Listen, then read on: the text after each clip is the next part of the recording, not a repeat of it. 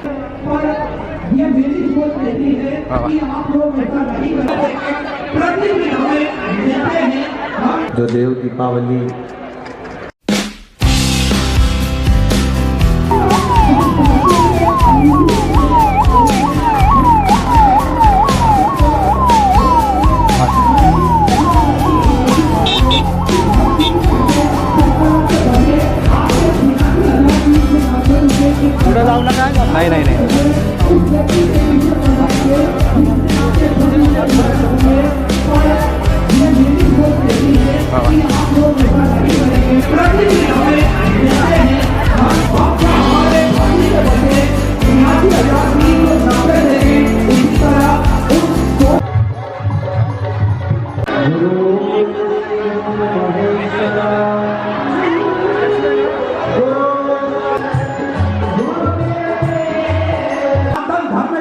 नहीं लोग एकजुट होकर एक जाजम पर बैठकर बाबा भोलेनाथ की सुंदर अलौकिक दिव्य कथा श्रवण कर अपने जीवन को कृतार्थ करते हैं, आनंद करते हैं। आज बाबा की कृपा जो निरंतर सभी जीव पर विद्यमान होती है, सभी के दुख दर्द का निवारण मेरे महादेव के चरणों में है। एक लोटा जल चढ़ाने में जो सुख हमें प्राप्त हुआ है, इससे पहले वो सुख हमें प्राप्त नहीं हुआ है।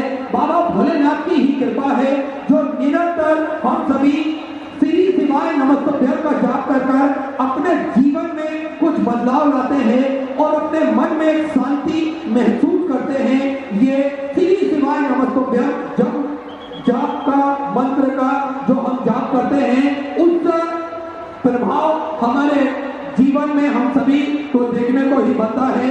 सुंदर आप सभी को याद है, सौंदरपुर नगरी सीहोर की पावन धरा पर विशाल कुंभेश्वर धाम की स्थापना होने जा रही है। ये एक ऐसा धाम है जो निरंतर बाबा की कृपा इस धरा पर विद्यमान होती है, क्योंकि कंकर शंकर की वो भूमि, कंकर शंकर की वो पावन धरा जप स्थली है, तप स्थली है, साधना स्थली है, आराधना स्थली है। भगवान की कृपा कुछ ही दिनों में, कुछ ही महीनों में पूर्ण कर देता है ऐसी सुंदर धरा, जिस पर सेवा का सेवा हो, किसी भी प्रकार से सेवा हो, श्री विठल सेवा समिति निरंतर करती है और बढ़ चढ़कर भाग लेती है। आप सभी को ज्ञान है कि भोजन भंडारा प्रतिदिन निःशुल्क रूप से, सुचारू रूप से चलता है, जिसमें लाखों, सैकड़ों, हजारों भक्त प्रतिदिन भोजन भंडारे का आनंद लेकर अपने जीवन को कृतार्थ करते हैं, आनंद करते हैं। आप सभी को ज्ञात है कि एक नई भोजनशाला बनने जा रही है, जिसका निर्माण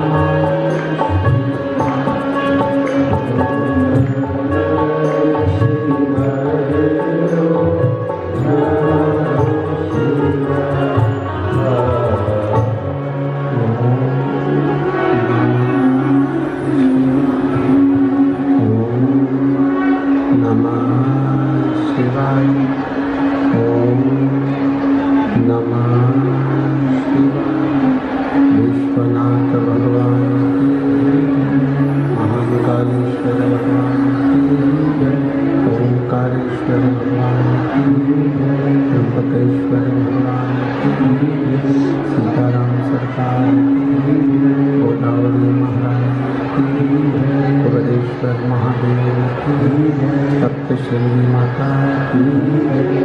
हर हर महादेव, हर हर महादेव, हर हर महादेव। काशी विश्वनाथ गोवर्धनी त्रिकालदर्शी कैलाशी हरासी भगवान शिव, जिनकी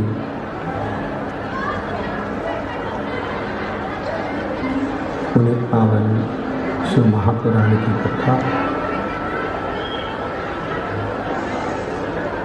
संपूर्ण विश्व के कल्याण हेतु बाबा देवादिदेव महादेव की कृपा से श्रवण करने का सौभाग्य प्राप्त हुआ है। भगवान देवादिदेव महादेव, भगवान शिव, जो संपूर्ण विश्व का कल्याण करने वाले हैं, संपूर्ण जगत का उद्धार करने वाले हैं, ऐसे भगवान देवादिदेव महादेव की पुनीत पावन पवित्र शिव महापुराण की कथा संपूर्ण विश्व के कल्याण हेतु पंचवटी नासिक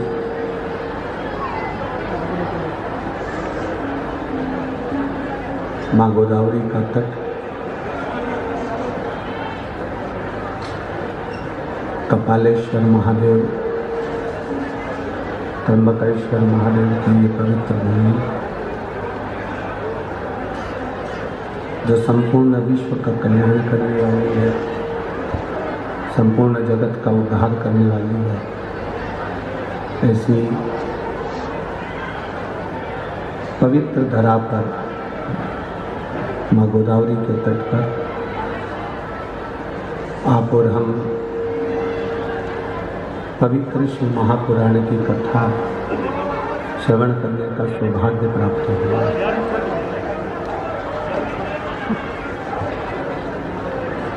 कथा के यजमानों ने, जिन्होंने अपनी प्राथमिकता रखी, श्री अजय जी बोरस्ते, श्री बंटी जी तिदमे, श्री राजू अन्ना लवटे, श्री रंजन ठाकरे, श्री लक्ष्मण साहू जी, श्री प्रशांत जाधव जी, श्री अंकुश पवार जी, श्री दिनेश, श्री नरेश गीते, श्री उदय सांगले, ये सभी देशवासियों का ये गौरव है, सौभाग्य है, जो देव दीपावली शिव महापुराण की कथा का लाभ आप और हम ले रहे हैं।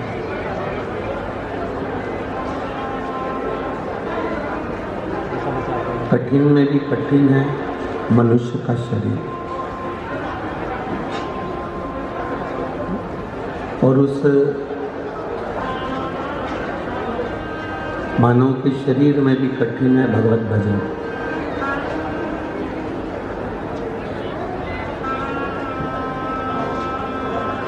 मान लो शरीर मिल भी गया,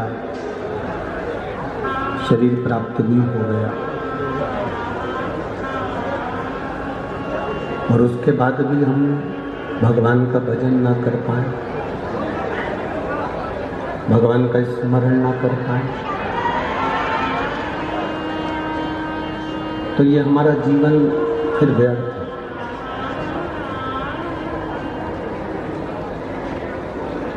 यदि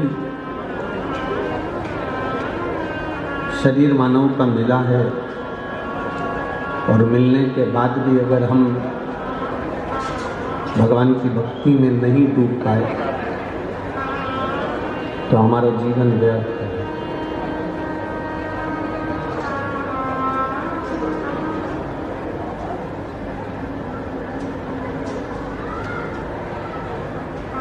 जिसकी नाक कट गई हो और वो सुनार की दुकान पर जाकर नाक है ही नहीं, पूरी की पूरी नाक ही कट गई, और वो सुनार की दुकान पर जाकर बैठ जाए और कहे, पति कहे कि तुझे जो लेना है ले ले, पूरा सुनार की दुकान तेरी है, तुझे जो पहनना हो वो पहन।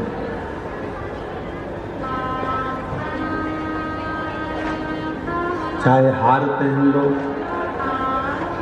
कान में कुंडल पहन लो, सिर पर बिंदा पहन लो,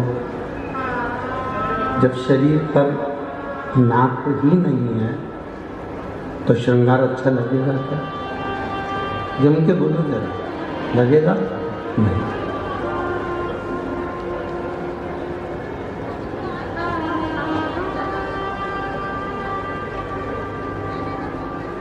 लोग कहते हैं इस पंचवटी में रावण की जो बहन थी शूर्पणखा, उसकी नाक कटी गई थी।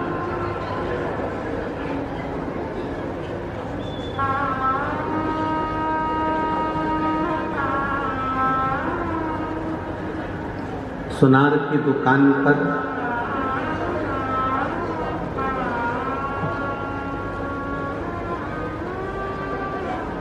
अगर नाक कटा हुआ व्यक्ति जाए तो जेवर की शोभा नहीं होती, उसमें श्रृंगार की कोई शोभा नहीं, उसमें आभूषण की कोई शोभा नहीं।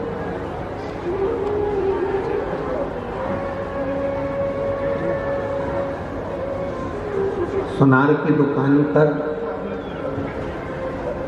अगर शूर्पणखा जाकर बैठ जाए और शूर्पणखा कहे कि मेरा श्रृंगार कर दो, तो सुनार भी कह देगा कि तुम्हारा श्रृंगार नहीं कर सकता क्योंकि तुम्हारी नाक नहीं,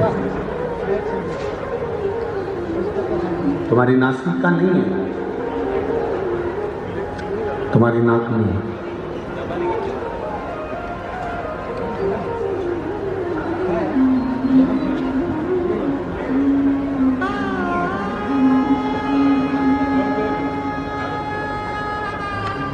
नासिक पंचवटी में भगवान राम ने शूर्पणखा को नहीं रहने दिया था। वो रहती थी, आई पंचवटी में घूमी, देखा, घूमा, सुंदरता भी देखी और यहीं आसपास में रहा करती थी, पर भगवान ने उसकी नाक काटकर भगा दिया।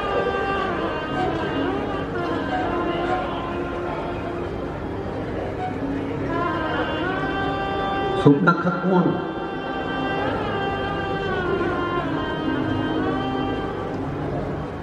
जिसके अंदर भगवान के प्रति प्रेम नहीं है,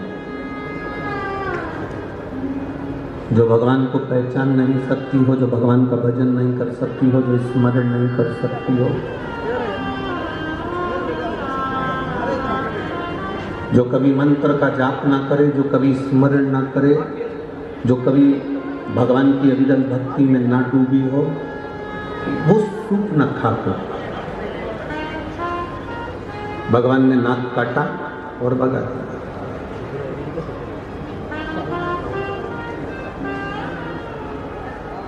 नाक काटी मतलब जब जो भगवान का भजन करने नहीं जाता, जो स्मरण करने नहीं जाता, जो मंत्र जाप करने नहीं जाता, जो कभी भगवान के सत्संग में नहीं जाता, और उस व्यक्ति को बार बार कोई कहता है कि अपने गांव में कथा हो रही है, नासिक में कथा हो रही है, चलो शिव महापुराण की कथा सुनने चलो, वो नहीं जाए तो लोग कह देते दिन भर घर में भूख रहती है, व्यस्त रहती है, थोड़ा सा जाया करो सत्संग किया गया।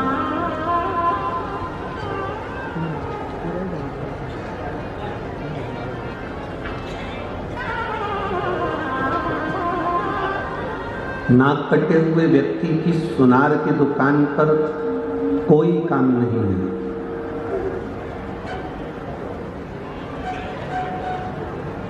नाक कटी हुई व्यक्ति की सुनार के दुकान पर कोई काम नहीं होता, उसी तरह नासिक में नास्तिक का कोई काम नहीं।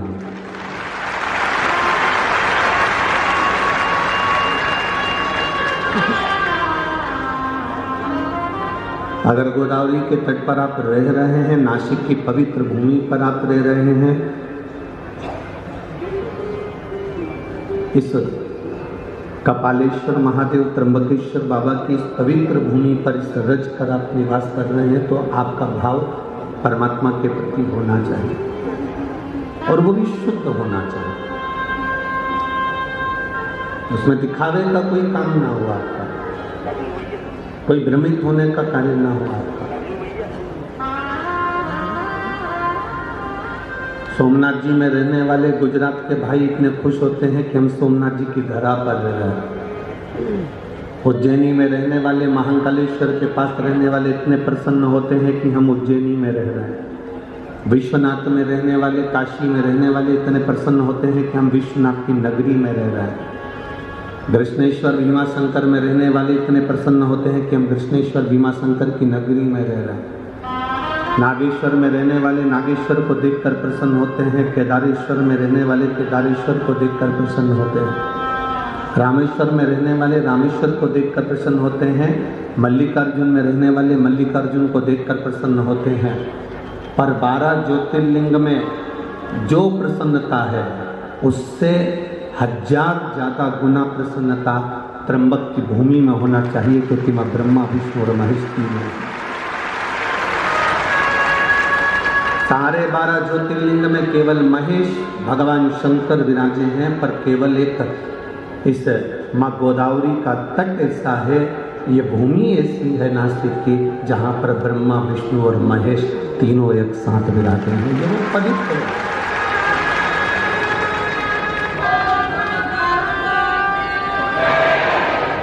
ये वो पवित्र भूमि है जिसमें त्र्यंबकेश्वर बाबा विराजमान, जिस भूमि का मात्र स्पर्श दर्शन हमारे जीवन को सार्थकता देता। 12 ज्योतिर्लिंग का दर्शन करिए, सोमनाथ जाइए, मल्लिकार्जुन जाइए, केदारेश्वर जाइए, रामेश्वरम जाइए, उज्जैनी जाइए, विश्वनाथ जाइए, कृष्णेश्वर भीमाशंकर जाइए। 12 ज्योतिर्लिंग का दर्शन करोगे, प्राण छूटने के बाद में शिव धाम मिलता है, कैलाश मिलता है। माइक बंद करें।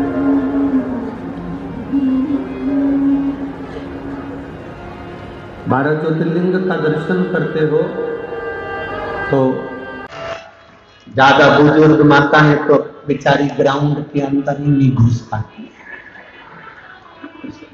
प्रवेश नहीं। गाड़ी बहुत दूर रोक दी जाती है तो अंदर कैसे जाए? बोलो सही है कि गलत? तो बूढ़ी माताएं तो पहले ही मना कर देती, वहां से नहीं चला जाए, घोड़ा दुख है, मैं नहीं चला, ऐसे नहीं चला। तो युवान बहुएं, बेटियां, मेरी माताएं, मेरी जीजियां, मेरे जवान जीजा होन, मेरे बेटे, मेरी बहनें इस कथा में आकर जब बैठती हैं, यहाँ से जो ग्रहण करती हैं वो लेकर जाती हैं और अपने बच्चों को वो संस्कार देती हैं। एक लोटा जल पकड़ा कर मंदिर में भेजती है, वो गौरव उत्पन्न होता है, वो सुख उत्पन्न होता है, वो आनंद की अनुभूति होती है। वो आपको बताएंगे कि शंकर की भक्ति से मिलता क्या है, शंकर से क्या प्राप्त किया जा सकता है।